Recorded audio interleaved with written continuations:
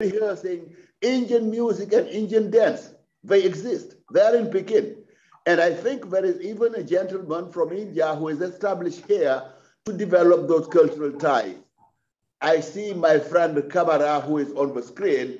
He certainly is something who knows a lot about this, because at one time he was advisor to our president, Abdullah Wad, and certainly he will have a contribution. So there is every reason why we should be doing this talk. And as I told my friend and colleague Astu, even if we don't have a large crowd today, for instance, she got students, but they are presently in exam. But all these people promise to get back to the screen and follow your discussion. Thank you. And follow everything. So that is satisfactory. That is satisfactory. Yeah. So we're going to do it immediately now. And not only we are happy to invite attendees while you'll be talking, but we know that this conversation will be revisited by many people later on. So as we said, I will just give you a short aperçu of Astufal, and then she will introduce you and you will start the conversation. All right? Does it? Yeah. If this is according to what we planned, right? Yes.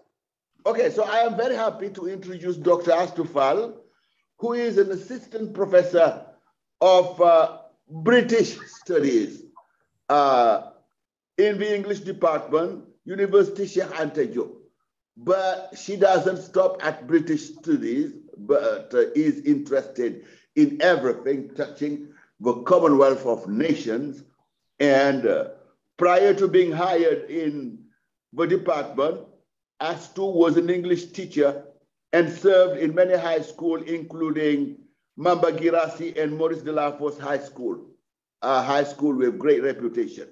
She also tutored students in the Senegalese Virtual University for more than 5 years.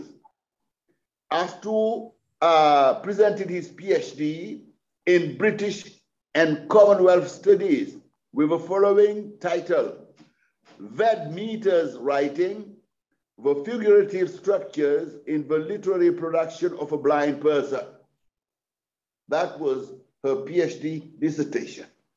The author, Ved Meter, being born in India, Astu revisited in her thesis the author's native land, the vast and enigmatic country of India, with its many contrasts, before she analyzed the content of his writing. Astu also has special interest in gender issues, including education, disability, rehabilitation. Maybe with Astu's dissertation and her interest in India, the intellectual interest in India is going to be revived.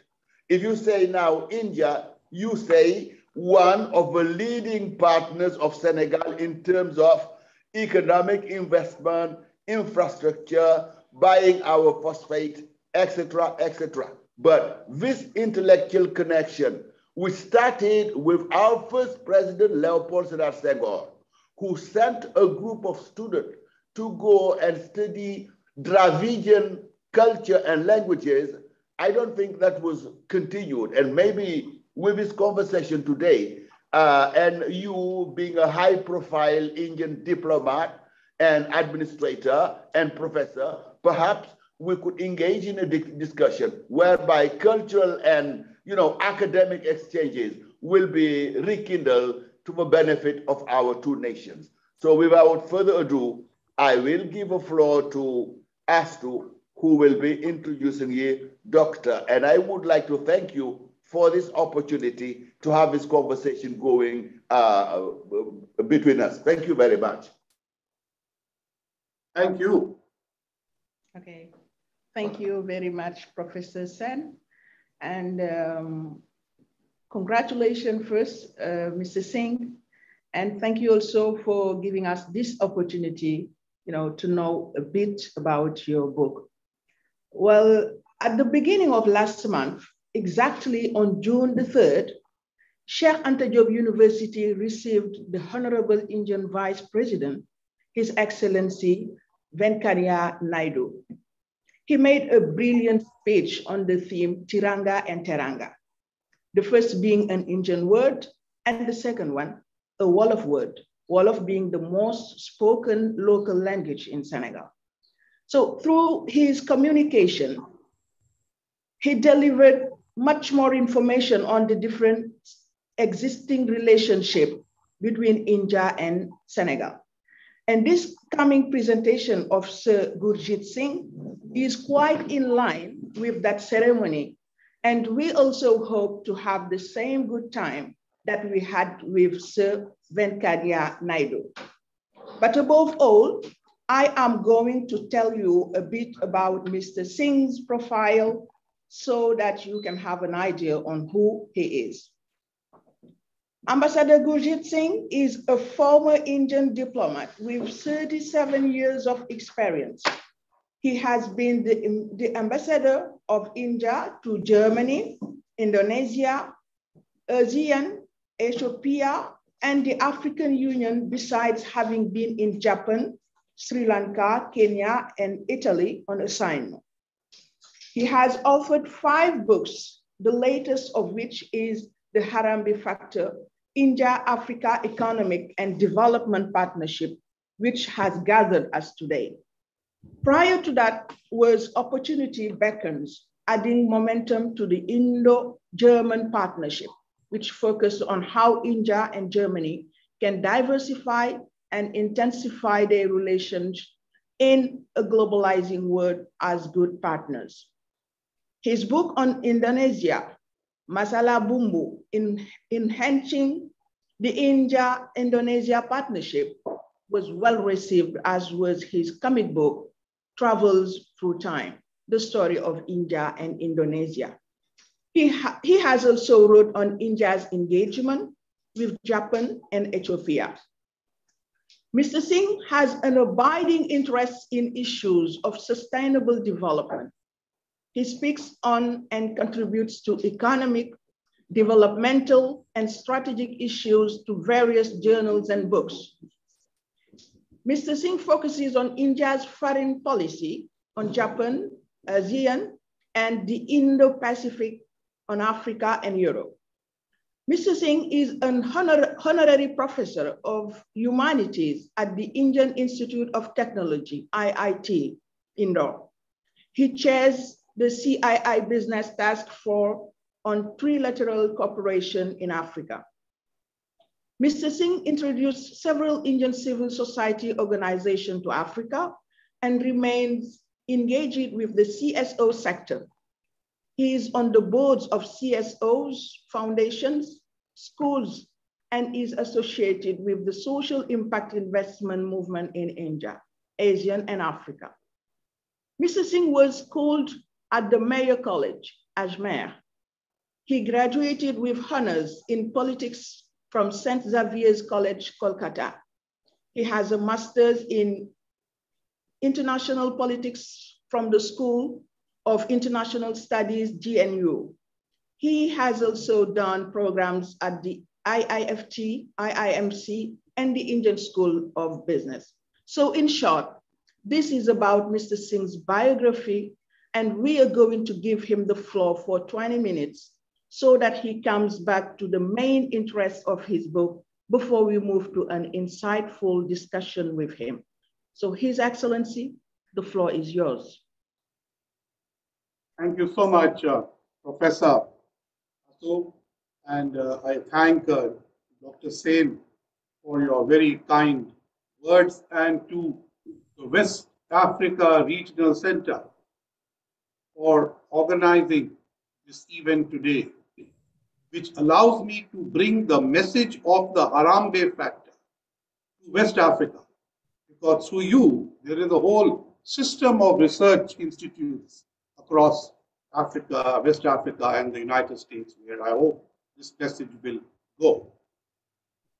So, and thank you very much, Madam, for my rather long bio, but I think I like long things, and my book is almost 500 pages, so that is long.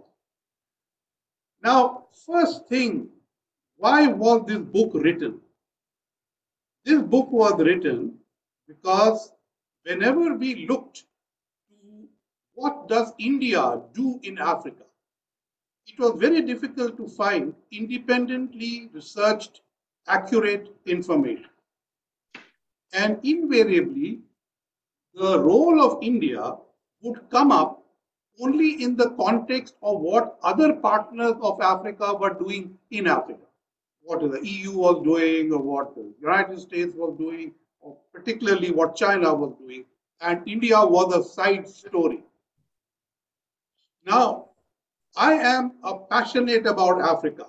I have lived 9 years in Africa and headed the Africa division in the foreign ministry twice. And I have been to 28 African countries, including your beautiful country 3 times. So it is for me, it was a passion to explain what was India doing. We were not perfect, but we were doing much. And this was not known.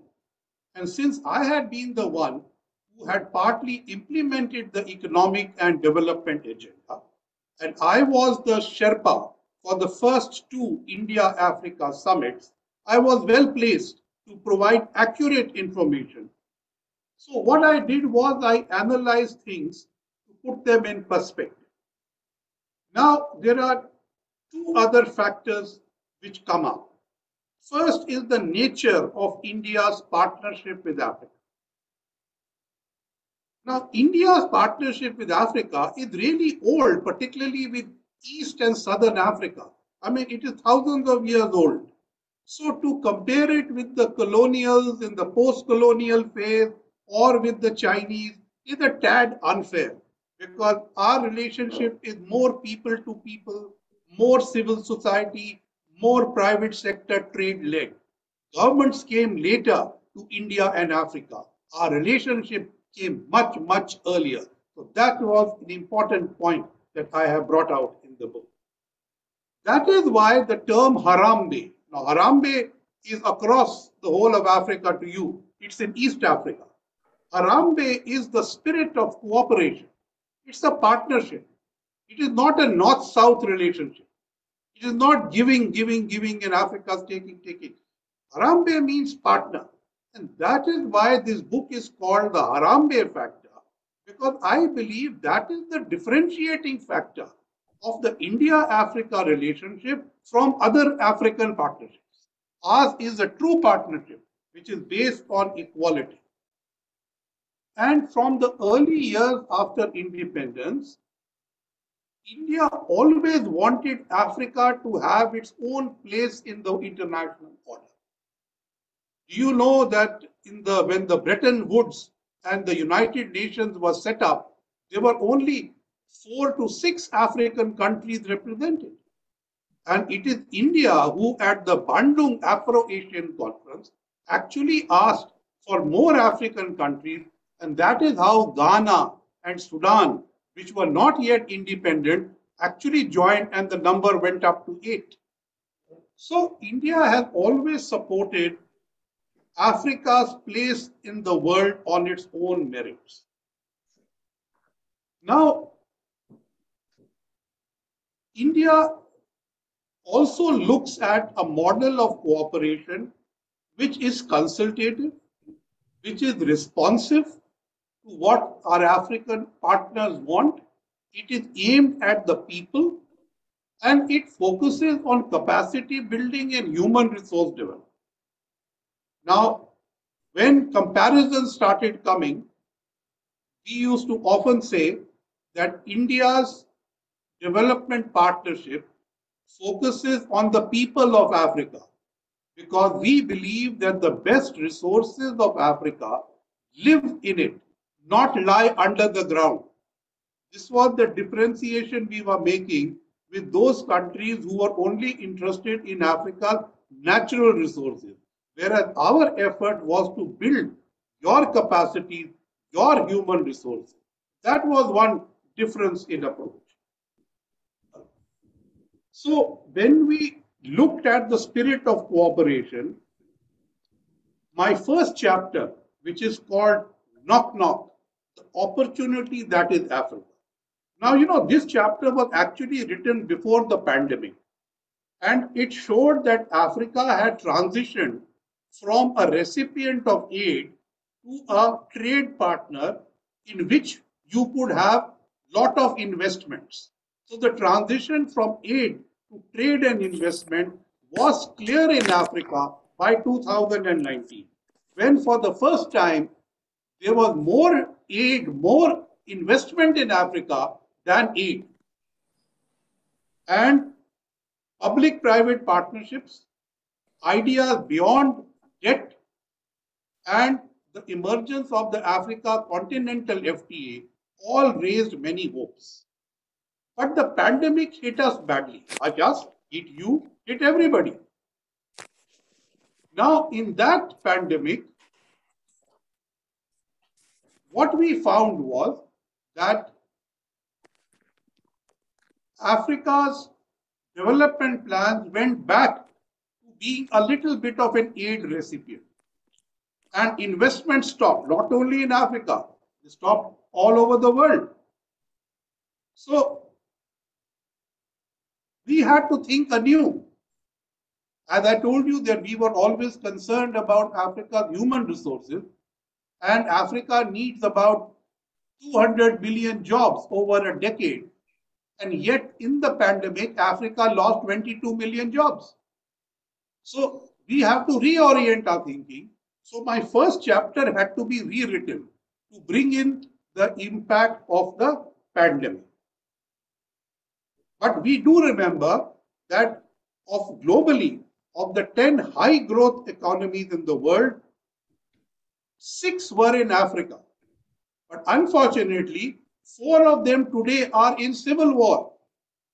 This is another consequence which we have seen, that the good governance in Africa suddenly took a beating. And this causes us problems. My second chapter was Old Neighborhood, India's evolving approach to Africa. This explained the private sector trade. I explained to you how for long years before any governments came in, Indian and African traders traded by the house from Mozambique up to Jammu through Gwadar and down to India. Vasco da Gama in 1498 from Portugal followed those dhows. He said he discovered a route, but that was the route Indian and African traders were using for centuries. So there was no discovery in it, except he followed the route. So basically, the non-aligned movement, the decolonization effort, all had synchronization between India and Africa. But when the turn of the century comes, the Cold War has ended. And Indian economic growth has taken off by leaps and bounds. So now what you have is a new India engaging with new African expectations. So India's participation in peacekeeping operations, the commonality of democracy between us, economic growth being a scalable model, and the African Renaissance and India's evolving Africa policy matched. So you know that around the turn of the century, there was the African Renaissance. There was the Omega Plan. I think President Wad had that. All these then became NEPAD. And I remember I came to Dakar in April of 2002 for the first NEPAD private sector conference. And we showed that India was a private sector partner for Africa. In 1964, India started its seminal capacity building program called the India Technical and Economic Cooperation Program, ITEC, called ITEC. It is a $1 billion program, and under which thousands of African youth have been to India for professional programs. Now, when the pandemic came, we quickly converted it into an e-ITEC. So ITEC did not stop in the lockdown. It continued, and today we can do an on-site e-ITEC. Supposing the WARC wants to do a kind of capacity building program, you can make a proposal and there can be a program done right where you are sitting. Now, two other important things happen. One, the scholarship program for Africa took off much more than before. And today there are 25,000 African students in India. The other one was the India Development and Economic Assistance Scheme. Now, because India had attained a particular level of economic development,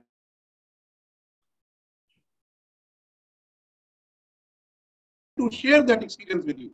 So we started this program under which low-cost loans were given to highly indebted poor countries called HIPC. That's a category in which Senegal is included. So when nobody wanted to lend to the HIPC countries, India stepped forward to provide lending. And today, India has $12 billion of low-cost loans to African countries in 41 countries over a period of 15 years. In the very first years, Senegal was a major borrower, and Senegal has got 13 projects funded by Indian lines of credit to a total of just over $300 million. These are including agriculture projects, railway projects, and capacity building projects. Around 2005, two other important things happened. One, the Pan-African E-Network project was instituted by India. This was a vision of our then President APJ Abdul Kalam, who said, why can't India's IT and digital strength be married to Africa's requirements through tele-education and telemedicine? So in fact, I was the fortunate person who was the co-chair of the implementing committee with the African Union. And the hub of this project is located in Dakar. And the project ran in 47 different African countries, where we linked one university and one hospital to 12 Indian hospitals and 6 Indian universities to do various programs. The nature of success of this program was different in different countries. Like Ethiopia, for instance, for 2 years, they trained several people in master's programs and then sent them out to run the new universities and head the departments. But other countries didn't do as much. The tele-education part was far more successful than the telemedicine part. The other part was that we encouraged the private sector and started the India-Africa Conclave, which brought together financing institutions, businessmen, and governments from India and Africa. And this conclave is held till today. It will be held 2 weeks from now, every year. And it brings people together in the business sector and pushes private sector engagement. So thanks to the soft loans, India's private sector, which was previously confined to the English-speaking Eastern and Southern African countries and somewhat in Nigeria and Ghana, now was present in 41 countries, including Senegal, Central African Republic, DR Congo, Gabon, you name it, we were everywhere. When Prime Minister Modi became Prime Minister in 2014, he paid more attention to Africa. And in 2015, the third India-Africa summit took place. The first 2008, second 2011, and the third 2015. Now, in 2018, he went to Uganda, and in the parliament, he laid out India's Africa policy, which is a 10-point policy. So all these things that I'm telling you are covered in the book in this chapter, which sets the context for going ahead. Chapter 3 is called Spring Blossoms. This deals with how the India-Africa Forum Summits were created. What was the impact they had? How did we engage with the regional economic communities, for instance, ECOWAS in your region? And For this, we owe a lot of credit to the Mali president, Mr. Konare, who was then the chairman of the African Union Commission. He, from 2006, was very enthusiastic about engaging with India. And interestingly, that is the time I came to Senegal the third time, when there was an AU summit in Gambia, Banjul, and that is where the Banjul formula for engaging partners was passed by the AU. And as soon as that was passed, President Konare came to me and said, I want India to be the first responder to this outreach of friendship that Africa offers.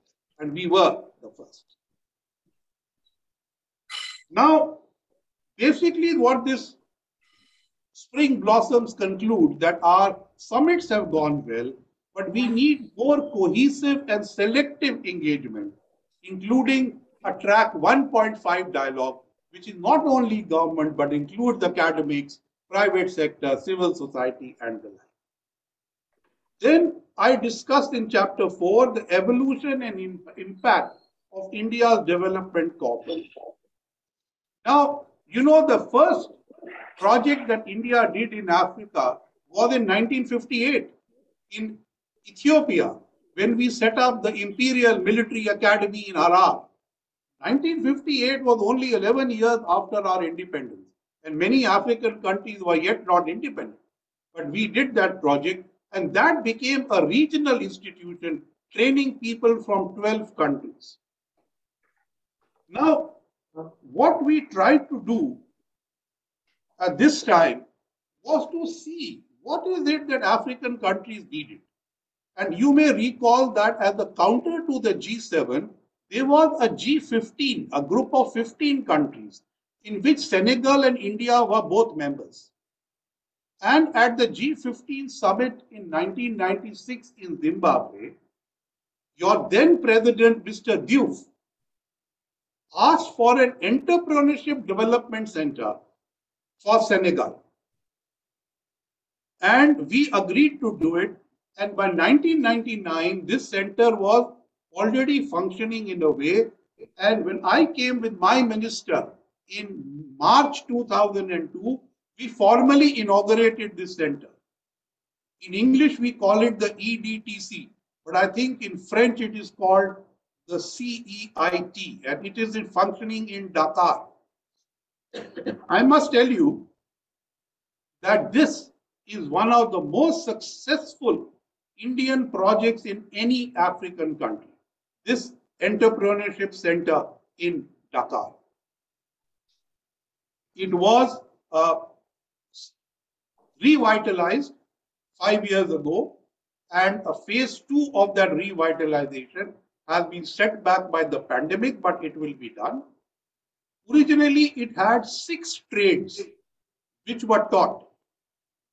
India provided the machinery, the curriculum, and the teaching software, whereas Senegal provided the hardware, the building, the teachers, and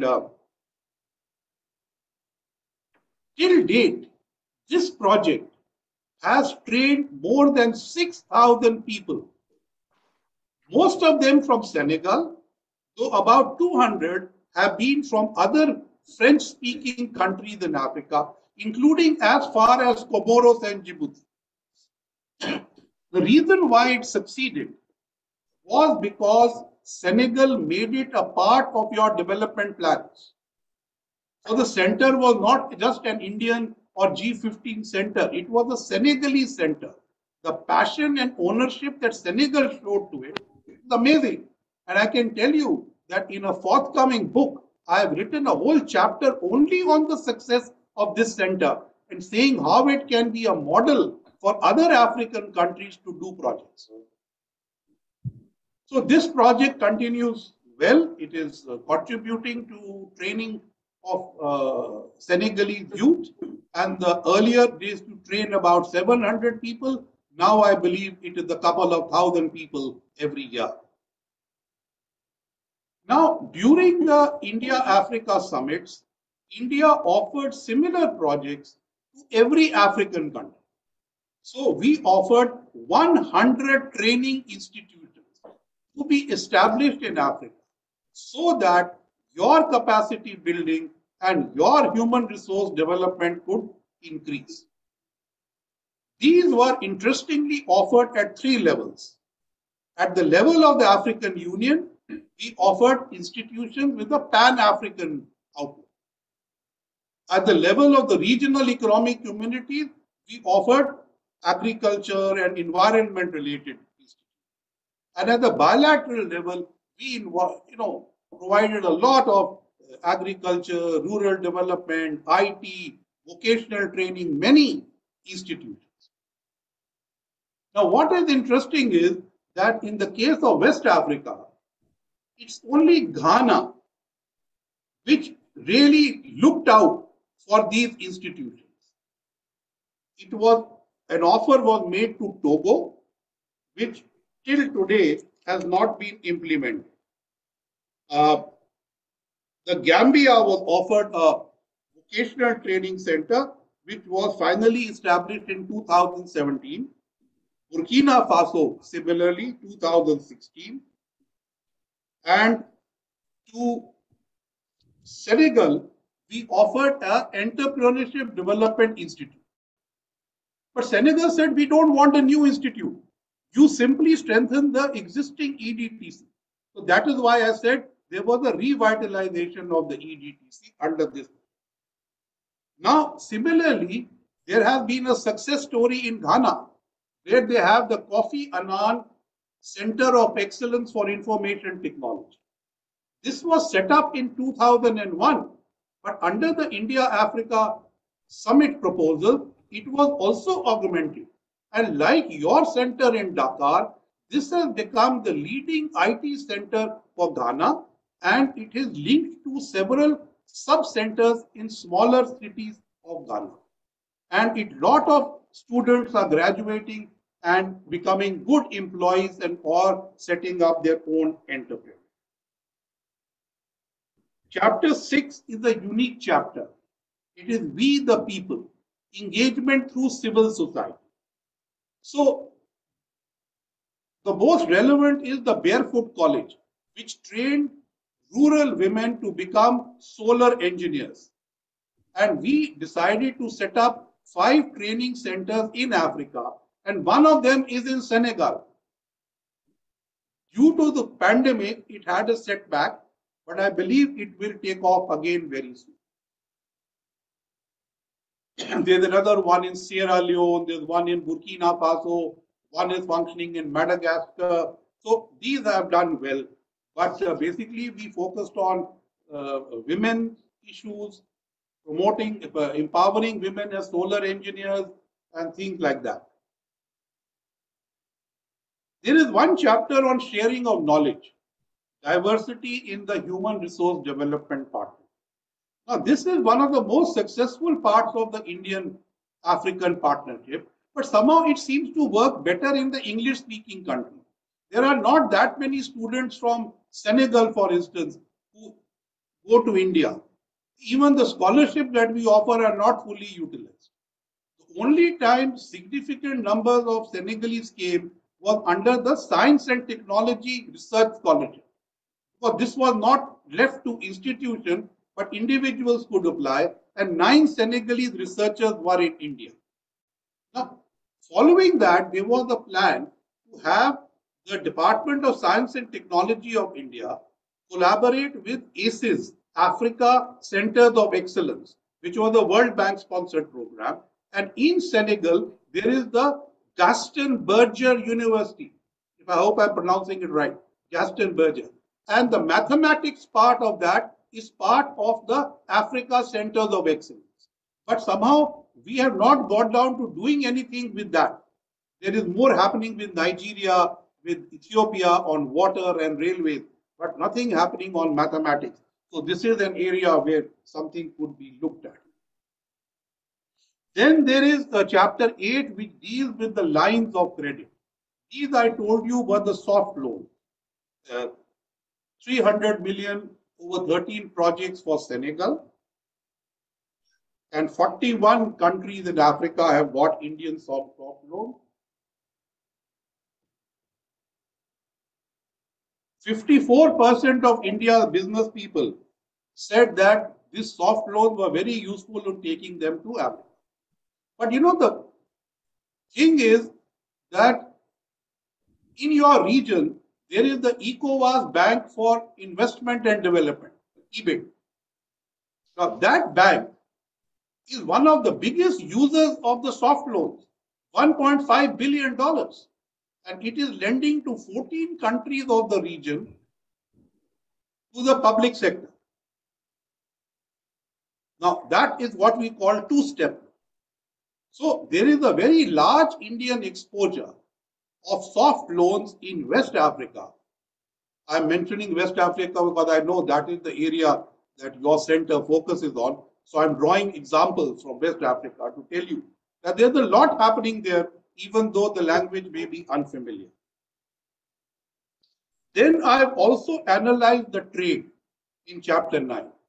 Now, what is important to know that since 2015, India is in the top 3 trading partners of Africa, consistently. Number 1 is China. Second and third position keeps rotating between France and India. Now, India offered to the least developed countries of Africa a unilateral duty-free tariff preference scheme under which 97% of India's HS codes are open to duty-free imports from African LDCs. But this has not been used much, mainly because of lack of complementarity. So this is the reason why you could attract Indian or other FDI to produce what India wants. At present, Africa largely produces things for the European and American market and to an extent Chinese market. But there has to be a change to bring the Indian market into a factor. With Senegal, we have a pretty large trade because of Indian investment in the phosphates. So the ICS company is the biggest exporter of phosphates to India. And I think due to that, Senegal always has a trade surplus with India. So this is the same model that you get investment, produce something in your country which India will require, and you export it. And this model can be taken beyond phosphates into agricultural resources like Benin. Benin exports a lot of cashew to India and runs a trade surplus with India. So in the last 5 years, India also diversified its energy security. So we stopped depending on West Asia, what you call Middle East, for oil. And we started coming to West Africa and Mozambique. So today, because of these large gas and oil imports from Africa, Africa consistently has a trade surplus with India. Not every country, but the oil exporting countries. So India-Africa trade is about $70 billion. India's investment in Africa is about $70 billion. And India has soft loan of about $12 billion. Now, I think these are important facts. They may not be as big as China, but by themselves, they are very important. As a friend of mine from Togo used to say, China does more, but India does better. So I think that is the perspective. India is not doing lots of things, but what we do well. And finally, I also look at investment, which I have talked about. But towards the end, I am talking about choices, about new areas we should collaborate, how to deal with pandemics, how to deal with SDGs, how to deal with trilateral partnership. For instance, India, France, working in Senegal. There are many new ideas in this book. including 2 surveys, one of Indian businessmen and one of African interlocutors on how they view India. At this moment, I'm going to stop here and thank you for your patience and for hearing me out while I passionately explain to you about my book. Thank you. Thank you very much. Thank you. Thank you, Dr. Singh. Dr. Singh, I would like to mention to your attention that you have here eminent participant to this conversation. Dr. Kamara, again, who was an advisor to President Wad and who is known in the field of economy, and Dr. Aziz Salman Fall, a member of a civil society, a diehard Pan-Africanist, and somebody who's been working to enlarge the cooperation between Africa and the rest of the world. So I am sure they are not the only one. Another lady stepped in, and I'm sure other people are following on YouTube. So we have another half hour to 45 minutes to exchange around your presentation, but also around the international cooperation between Senegal and the rest of the world, between Africa and the rest of the world, and particularly emerging nations having so many things in common. So thank you again for this brilliant presentation. I will get back to Aftu to moderate, but I guess she will have to give a floor to Salman and Kamara and anybody else who would like to contribute. We will do this again between 30 and 45 minutes, and you will have your answers to their queries and questions. You will be welcome to do that. So Aftu. Okay. Okay. Thank you, Professor. And thank you, His Excellency, for this intense presentation through which you have come back to the role India has played and will be playing in Africa. So India's interest in Africa, which is the most important point that you have developed in the book. And you also came back to the meaning of Harambee, partner, which is very important. Maybe we will be coming back to that during the discussions. But the one important thing that you underlined was the model of cooperation, which is mainly built on human resources, which I confirm, of course. For when I was doing my PhD researches, I have discovered that India and Senegal have many things in common in terms of culture, in terms of behavior, and even languages. And our first president, Leopold Sédar Senghor, had understood it so much so that he sent during the 70s or the 80s, I no longer remember the date, but he sent 3 professors of different languages in India to do some researches in the similarities between those languages. They may be Serer, Wolof, and so on and so forth. But you also put the emphasis on the establishment of training center in many African countries, among which Senegal, which confirm the Indian interest in human resources. And I also really appreciate it when you were talking about your passion in Africa, and particularly in our dear country, Senegal, and thank you for that.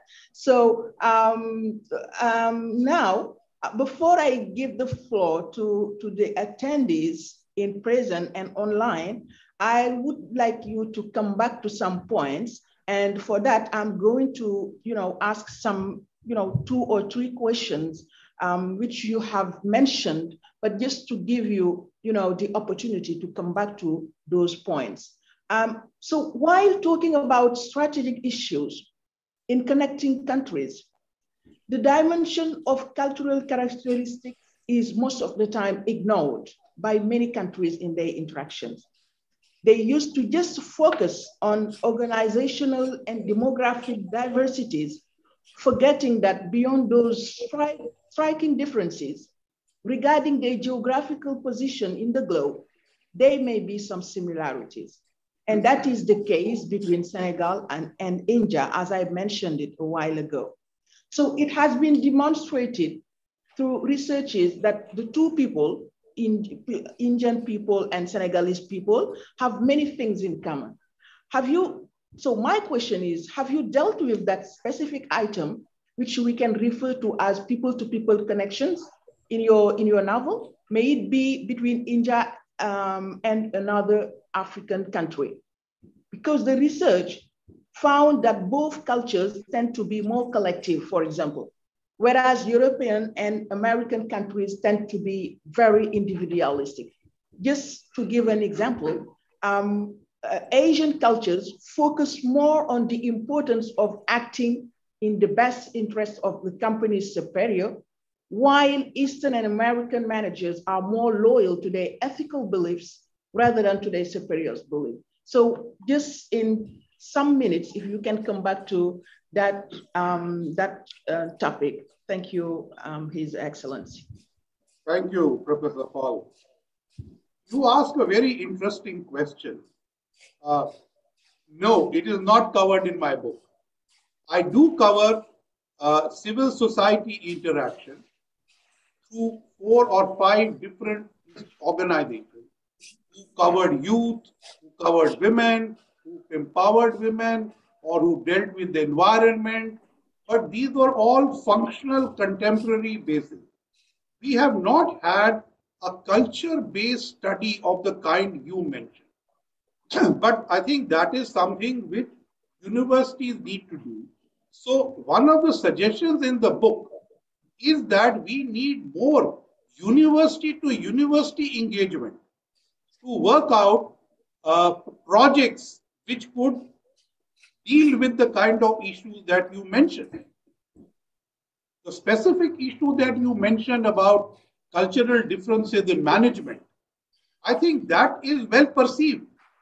You know, when Indian expatriates go and work in African countries, they bring a community sense of value rather than an individual sense of value which comes from a business school. Because most of the Indian investors or entrepreneurs in Africa are in the small and medium enterprise space. And they are self-made people. They transfer the most technology, employ the most local people, and contribute the most to local and regional trade. So they are more looking out for the community they are operating in. But if you were to go to a very large Indian company or an Indian who works for a multinational company, you may find differences over there. But I think same thing goes for an African who's running an African company or working for Microsoft. You may have differences in approach.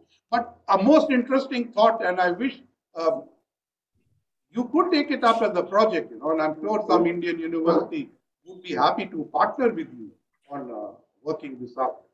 Thank you for asking. Thank you, His Excellency.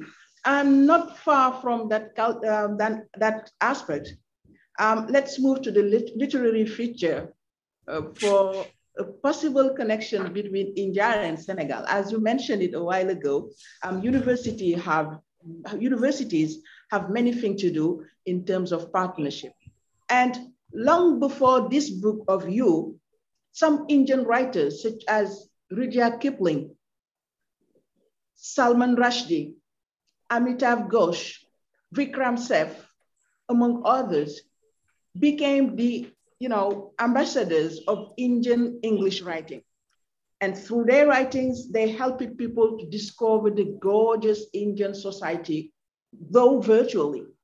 And another young writer born pre-independent India would find a voice and space in the New York literary scene in the 1960s. And that is Ved Mehta. And Professor Sen mentioned it a while ago. I think that he mispronounced the name, but it was Ved Mehta.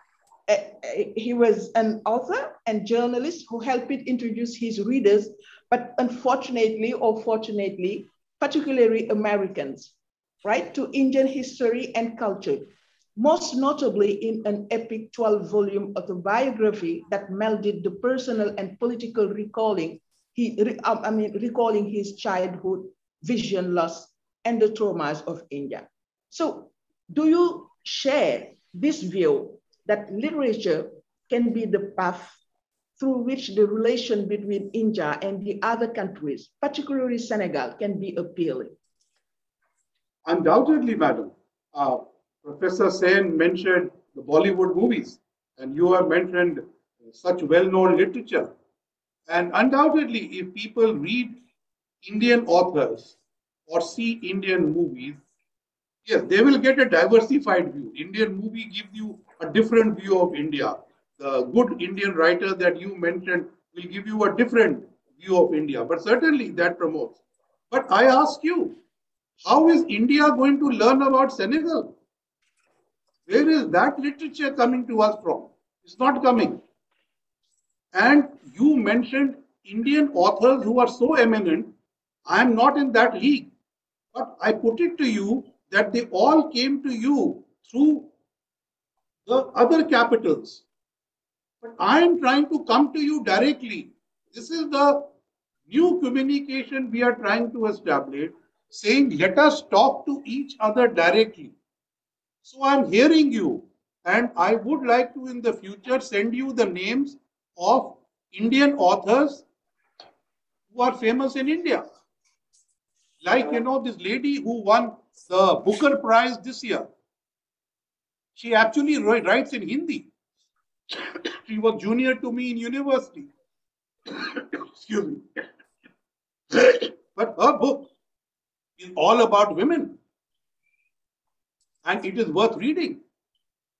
So, there is a merit in literature traveling through whatever means, cinema traveling through whatever means, and these bind an understanding of our cultures together. But again, I ask you, while you are getting my cinema, my books, where is India getting Africa from? We are not. So I think that gap is somewhere we need to plug. Yeah. Thank you. Thank you. Well, I think that I have an answer for your question. Because though I have chosen an Indian writer by chance, that is the fact. But India is really present in our English department, I am telling you. Indian studies are really present.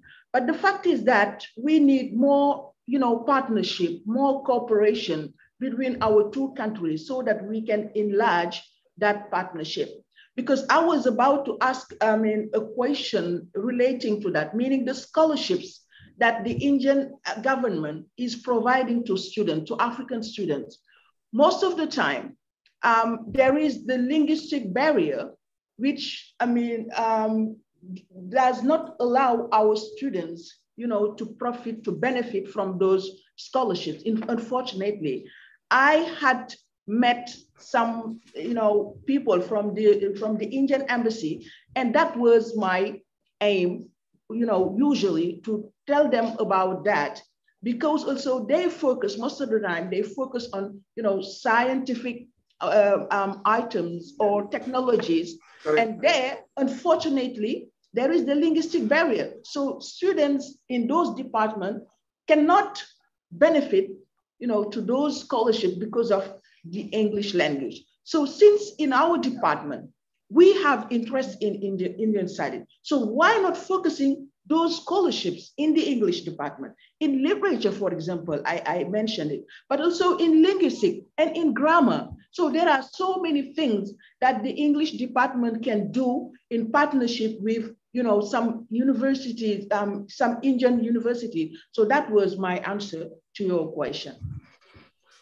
Well, I thank you for your interest, and I can tell you that as a policy maker, I have always been confronted by African interest in development subjects and not in cultural subjects for the scholarships. But having said that, the scholarships are not closed to cultural subjects. So if you were to ask some of your students to apply for a scholarship through the Indian embassy, either for a master's or a doctorate, at that level, perhaps the language matters less. let us say for a doctoral subject, you could very well use them. There's no issue. In fact, the Indian embassy should welcome you because they are not able to market all the scholarships every year. So if there is somebody like you through your department ready to use them, I think that would be very welcome to them. I will convey this to the ambassador. Sure. Sure. Okay. Okay. Yeah, Ambassador, really, we support that idea, and I actually, the information about your presentation was certainly received by some people working at the Indian embassy, but unfortunately, I guess they could not make it. But trying to promote those relations so that Indian literature, Indian humanities be better known here would be a good thing. And I suggested to all the ambassadors whom I had the chance to know and to meet. That being said, I think there are also two major presences here. Kamara, who is on screen, Fal, who left. Unfortunately, Aziz left a message of apologies without talking. Yes. I am sorry as I need to go now and chair another meeting. Apologies, dear Professor Sen, Aziz. That's the one who was sitting here. It doesn't matter. We apologize him. He's a very busy man. But Kamara, I guess you will have something to contribute to this exchange. Yes, I'll be happy to listen to Mr. Kamara. Yes, thank you very much, Dr. Singh. Not Dr. Singh, but Dr. Singh, as it is pronounced in English, right? And to you, Dr. Singh, I'm going to say Namastar. And si mira indi thora bolta hai, mira naam Kamara hai. So I have had the opportunity of being in India, not too long, but most of my personal activities and myself, I guess personal educational skills, beside the fact that I'm an economist, etc. But my personal, when I say personal, I'm talking about transcendental things that I study, such as the Mahariji and things of that nature, are based on Indian culture. And one thing I would like to say, first of all, Ambassador Singh, is to congratulate you for this book that is really thorough, a book that covers a large, wide of area where one can find themselves everywhere. I was trying to note all the different chapters you have. You said it's a 500 pages book. I said, that's huge. That's really big. And starting from your love for Africa, which you have stated by having been 9 years in Africa altogether and having visited 28 African countries and being yourself merged with African reality, that is something that we should really appreciate. I heard the last part of the questioning of Lady Dr. Fall right here concerning exchanges that exist in terms of the faculty, or let's say the department, I would say, of English here at Dakar, under the University, would merge with the Indian realities, etc.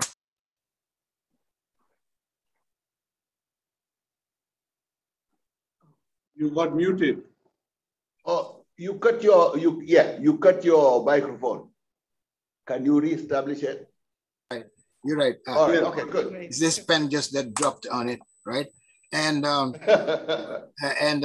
I noticed I guess she studied Sanskrit, right? Did she study Sanskrit? That is just a question like this in between. For her to be able to open widely to your question. But you, Professor, you, Ambassador, have mentioned the fact that, well, okay, it's not the social cultural part that you are here to expose, basically. It's the development part that you are truly interested in. Because what we have seen in your book, presentation of your book, we've seen all the India-Africa summits, which I have attended in the majority of parts. There's even one particular summit that we did in Addis Ababa where it was specially dedicated. The room was emptied expressly to hear the Indian Prime Minister talk about Africa, what are the commitments he had made for Africa and how Africa was going to prosper with the aid, with the assistance of India. We notice that India has an open arm, open hands for Africa. If you look at Bangalore, the way Bangalore has prospered, how technology has been put into effect to prosper. Personally, how I have been a part of India's efforts to development abroad because I worked with Rajendra Singh. Raj Singh is an engineer in Washington, in the Washington, D.C. area.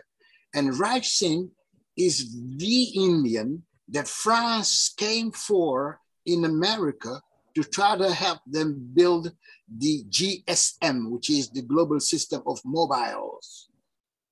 The reason for that is because at some point in Europe, people could not move around without having to carry 5 different telephones, 5 different telephones because all the spectrum of frequency was dispersed out.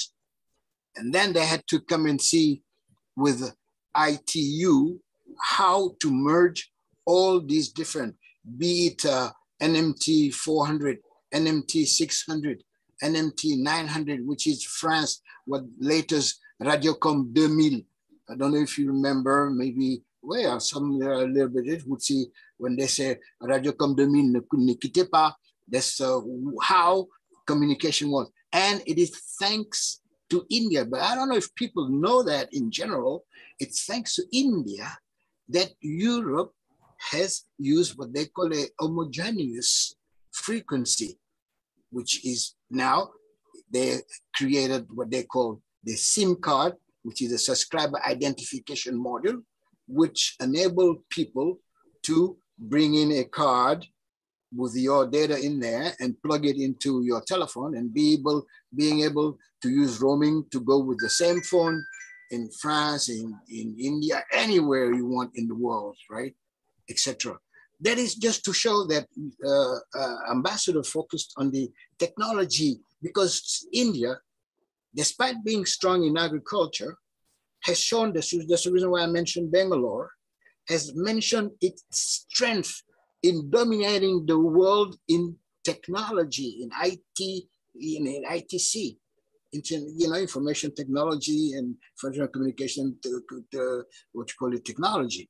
So we do have some base here because at some point, India wanted to make Senegal a hub to spread access to internet, to spread what you call it, not wireless technology, but beyond wireless to spread that technology abroad. We have been in India. We spoke about all the time we've been with the Prime Minister in India, etc., to discuss what are the different possibilities of using technology to have Africa go forward.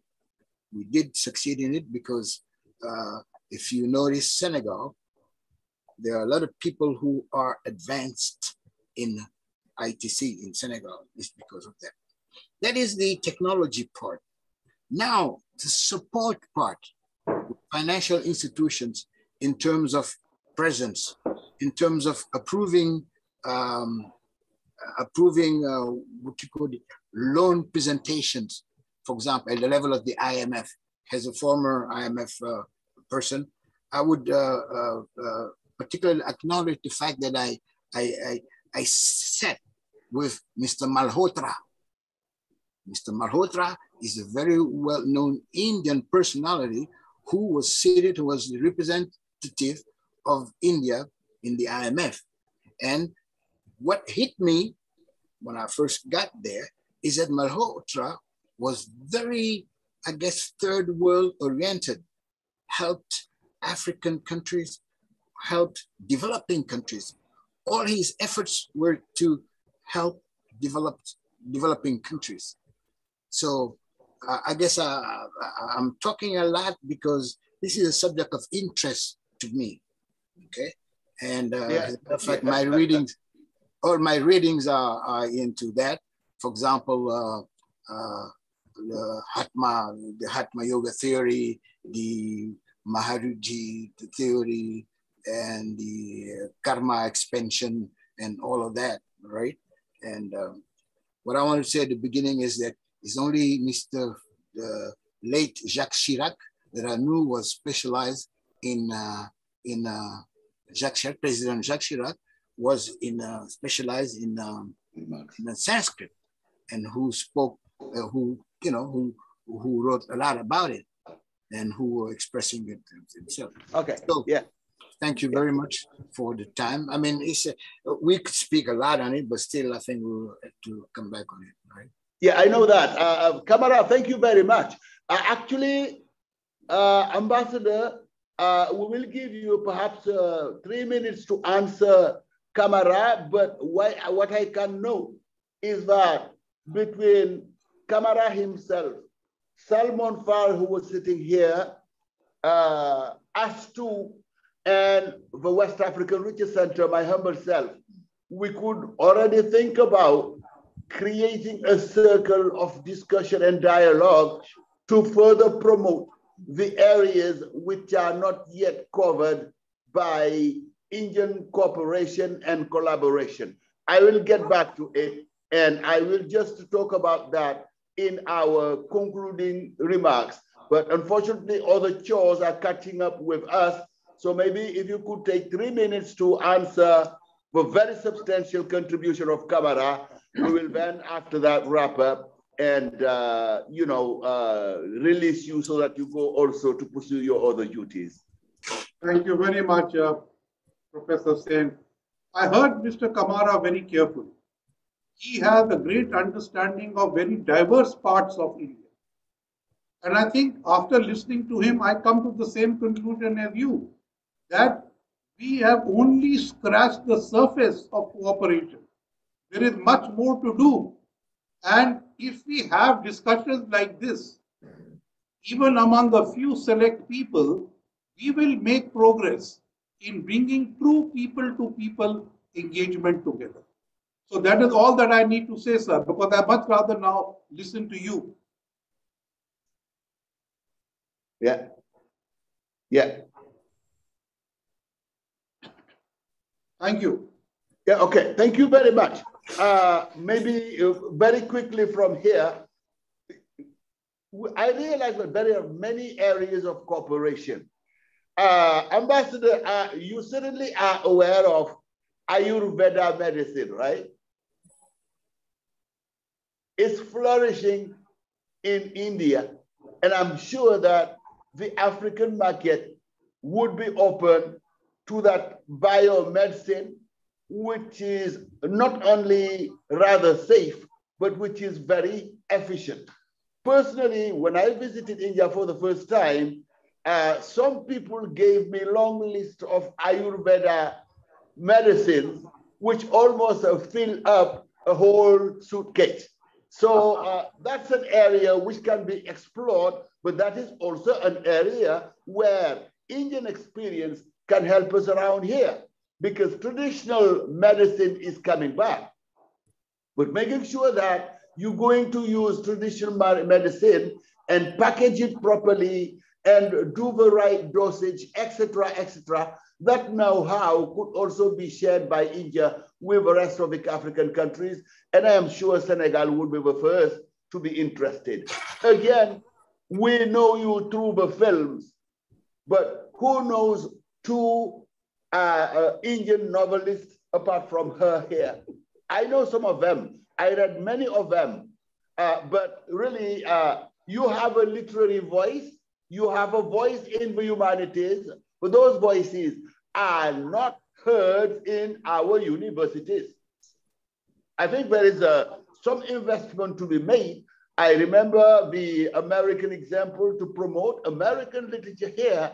The American Cultural Center volunteered to buy all the books we would be assigning, but also help the instructors at the university have the possibility to have a stay in India, visiting universities, giving lectures and exchanging, so that the PhD you wrote on India without ever visiting India, you discover what India is.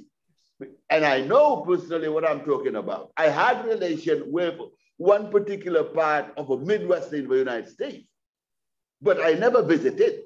So when these people fail to respond to my many messages, I said, anyway, forget about it. It is the rugged edge of a universe. It is a known part of the United States. Africa has nothing to do there. But when I visited, I saw African restaurants, I saw African dancing clubs and everything. So we are writing, the knowledge is bookish, but experiential learning with India is not there. So these are perhaps things to explore. But again, as I told you, if you really want to have a nucleus to start thinking about that and discussing, Astu is around, Kamara is around, Salmon is gone, but he's around, and I would be also very willing to contribute to the conversation. So maybe I will just give 1 minute to us to wrap up. And again, we thank you for this brilliant presentation. And Kamara, as I said right at the beginning, your contribution would be valuable. And it was indeed very valuable. Astu, you wrap up. Thank you. So very insightful discussion. Thank you, His Excellency, for your time. We really appreciated your sharing ideas with us. Thank you also, Mr. Kamara. Your contribution was really interesting, and your presence also, we appreciate it. You have been here from beginning to end. Thank you so much. So now we have come to the end of this book presentation. Thank you all for your attention. Thank you also to Professor Sen, who has organized and hosted this event. So thank you all. Thank you. And bye. And let's keep in touch by email, right, yes, Ambassador? Yes, we will keep in touch and we will do more things together. Yeah, and Kamara, I know you are part of our furniture. You are all the time here, so I don't need to invite you to visit. You are always here. Thank you, everybody. To follow up your idea, Professor, you should set up a Senegal-India roundtable. A few people. Every 2 months or so you discuss. I will tell the Indian embassy also. I will tell my friends who deal with Africa. And you can do it like this online with us, and many of us will join you, Indian professors, Indian researchers. We can do brainstorming like this, the Senegal-India roundtable. I note that, and everybody should be noting this. After the follow-up of this exchange is the creation of a forum, is a creation of an institutional network, which is officially entitled the Senegal-India Roundtable. And if you can reach out to your ambassador here, please tell him what we did this morning and what we intend to do in the future. And if he wants to visit us at the West African Research Center, or if he wants us to visit him, we certainly will do that. Thank you. Good day. Have a wonderful day, and thank you for hosting me.